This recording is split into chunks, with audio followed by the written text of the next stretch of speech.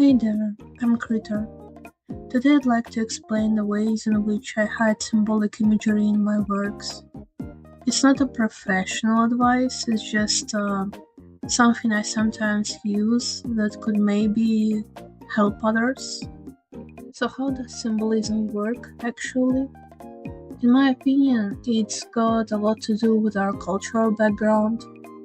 It works because certain thingies get associated with other thingies. You see, our brain works through connections. That's why we can remember Christmas through the smell of gingerbread and such. So first and the most obvious choice you can make is what colors to use. Let me show you an artwork I made recently. It's a family photo of an immediate family of my sea. You can see here that the background, the wallpaper, it's yellow. I chose this as a reference to that one book by Charlotte Gilman.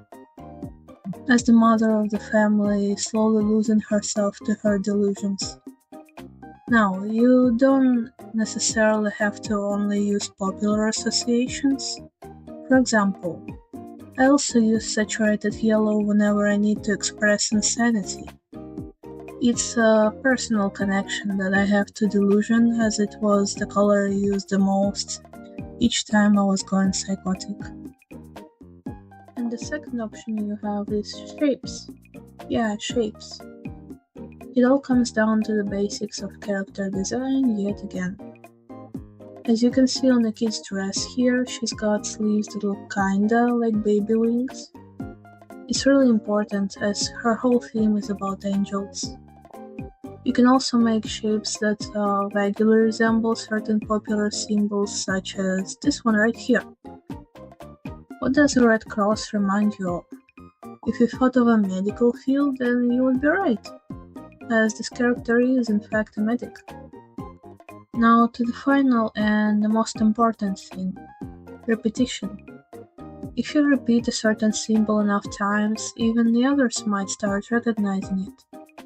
Let's say a character of yours likes cheese a lot.